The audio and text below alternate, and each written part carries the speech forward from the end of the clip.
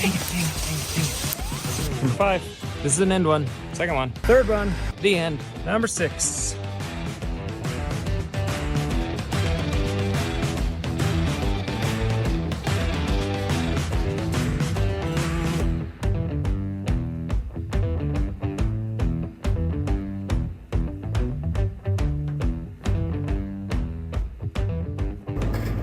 Okay, time to tell it. It works. For today's task, I am going to be putting lights in my shop, but I built a miniature diagram to show you exactly how we're doing it. But for our purposes, I have stripped everything out of its Romex so you can actually see what's inside of it. So this is actually where our power comes in from our electrical panel. So this would be considered our breaker. It comes in off 12-2 wire. Now don't be confused, 12-2 actually has 3 strands. It has a copper, a neutral, and a hot. It's referring to everything other than ground. Ground is a given. So 12-2 comes in, and then at the first junction box, because I had a junction box there, what I did was actually run 12-3 in between these first couple. So I run it into my first junction box. This hot connects to my red. Now I know that my red is going to be my hot all the way until I get to my light switch. And then I can keep the black as typical. Like on a typical light switch, you'll have a neutral, a ground, and a hot.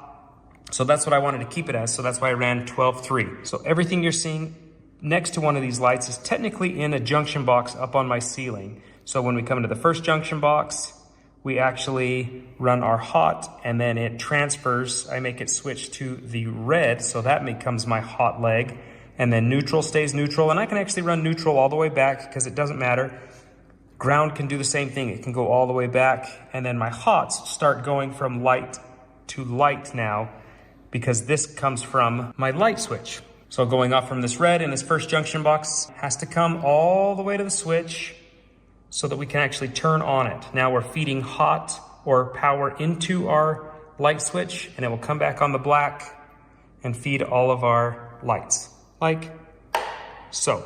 I'm in the last location of this circuit that we're running. This is going to be the very end of it. You can see the one up there. That is the start of our circuit. And now it's going to end up back to right here. So first thing I'm doing is taking a measurement in between the purlins. The company that we got the lights from actually gave me a light schematic. They mapped it out for my shop, and I'm within like inches of what they actually laid it out to be, but I'm just kind of centering them off the purlins so that it puts it evenly throughout what I'm figuring the shop's going to be, and as close to these walls as we can be, as close to the centers we can be. So what I'm doing is just taking a measurement from this one,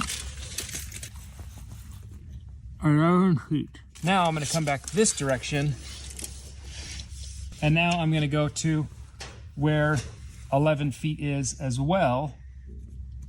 And so this is my first one, this is my second one. Now I'm going to just center between the two of those. That's 1, 2, 3, 4, 5.5 inches.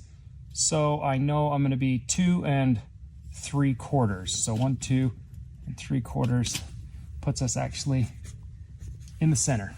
That's a real simple way to find the center of something rather than trying to get from end to end and then cutting that in half. Just bring it across 2 different areas that are hopefully going to cross each other, make a mark at the same distance from each of those. So they were each 11 feet. And then I just centered between my 2 new lines I created. We're not building a watch, but we do want it to look nice. The next step is going to be drilling our hole so that we can put our eye bolt to hang our lights with. So I bought eye bolts that were just at least a 1/4 inch shank. This is a 1/4 20 head, but realistically, this is only, I think, a 1/2 inch opening. A 3/4 inch opening would have been a little bit better, but it still works just fine. So we start off by putting the nut that comes on it. I put that all the way to the bottom. Then I put the 1/4 inch washer. Then we put another washer on top. And then the secondary nut that I bought is a nylock nut. And it's locking nut so that this won't ever come undone. So it does require a little more force to lock it up in place, but it'll at least hold forever. I pre-made all of my junction boxes on the ground, so I wasn't fumbling with all of these take-alls and boxes and stuff up here. It just made more sense. So I built 6 of them, and all of them are the same except for 2 of them. All of them have wire coming in and then going back out, and then a take-all for the light itself. So they all typically have 3. Power is going to come in from this side, and we're going to connect it, and then the actual light itself we're going to connect in through this one. So I only needed 2 on this one, and one of the other ones for the switch leg ended up with 4 of them.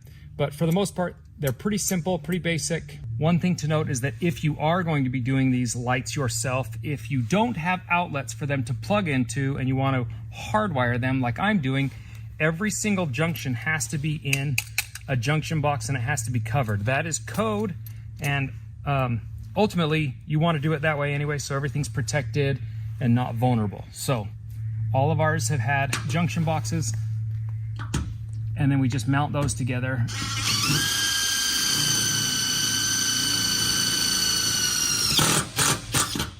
Because we are running this wire and leaving it exposed, it does need to be in some sort of a conduit, or it needs to have a shield on it. So instead of running conduit and then pulling wire, I just bought shielded wire. It is more expensive, but you'll be happy with it in the long run. It's just easier to work with, I feel like, and then it meets all of the code standards that you need. So it's protected, covered. Buy a couple rolls of it or 1 roll of it, and then just keep it and use it up. So if you've never worked with shielded wire, there are a few tricks to it. If you're kind of stripping off some of this, you just kind of bend it and then unravel it a little bit.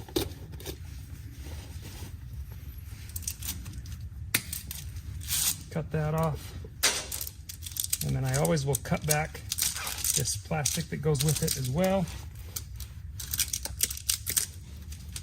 And then one of the things I like to do is try to cut that so it looks nice and sits nice.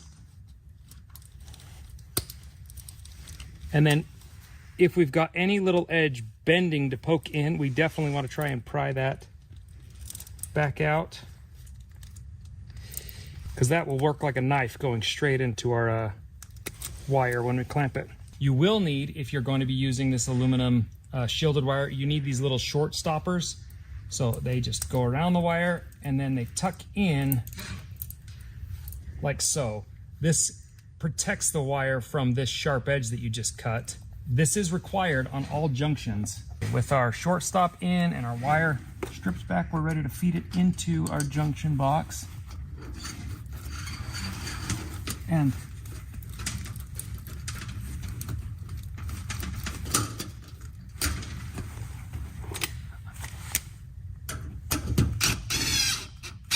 so when it comes to tightening down these take-alls, you do need to be careful. You don't want to cinch this guy all the way down because it can pinch those wires.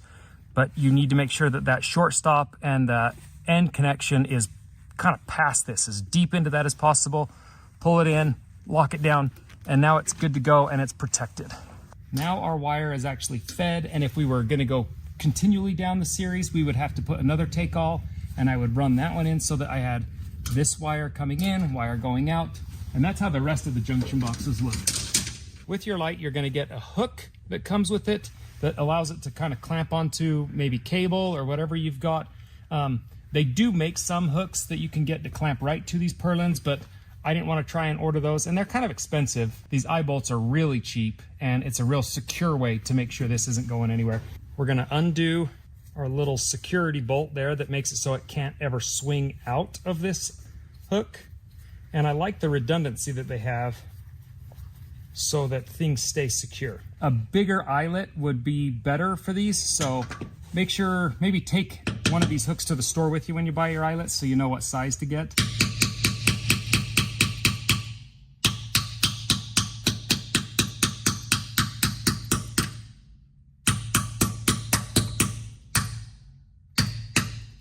I don't mind that it's really tight because that does kind of make it so that the light won't swing too much if wind's coming through. We do get quite a bit of wind, so it at least helps hold that light a little more rigid. So then put your security bolt back.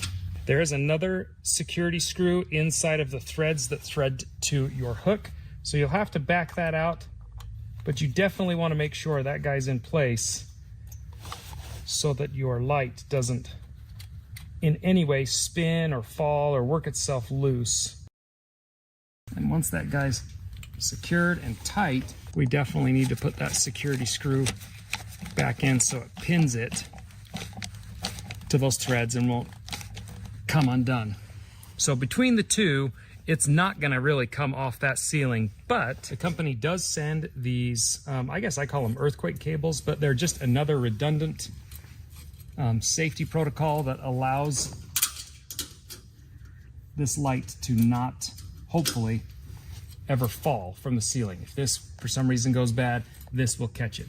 So it's kind of nice that they're keeping that. And depending on where you're at, if this is a commercial setting, the code will actually require that. Now, if you wanted, you could just set this up to be an outlet for just like a regular outlet, and these could be a plug and play. I didn't want to do that, mostly because I know I'm never going to get back up here and undo it. I don't want the vulnerability of it. So I am going kind of the extra mile on these. We are hardwiring these. So the first step is to cut that guy off. And then I like to feed it actually back up through here, just so that all my wire stays kind of uniform. Tell the wire where to go. So I kind of give me a rough feed of where I know I'm going to come into the box from. Give me some slack off and I know I'm going to cut it. Now here's the really, really tricky part. Stripping this wire. You have to be very careful, because if you cut too far, you'll cut into your wires and then you can short it, and it won't repair well. So take your time here, and if you're not comfortable doing that, put the outlet on and that'll just be much easier. But if you're a little comfortable with it, I recommend doing it this way because it just looks better. So I cut just a little bit down, and then you kind of pry it until you see it separate. And then I'll get just a little further, and then I just work my way around a little bit at a time. Okay, there we go. Now we've got our wires all stripped, ready to go.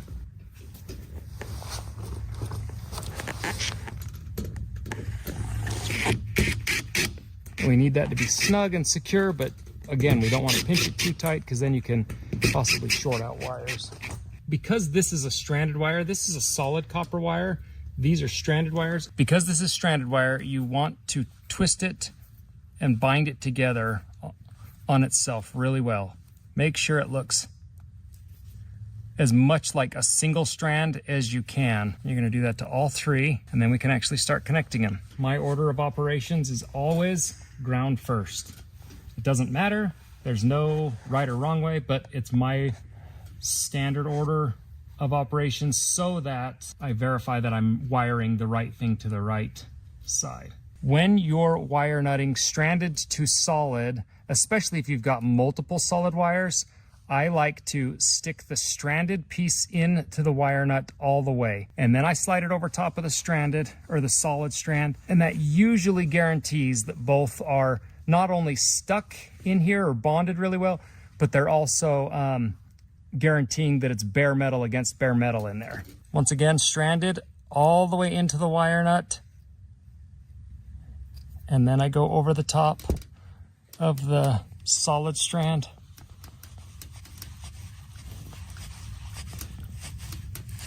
And tighten that guy up. Last but not least, a cover plate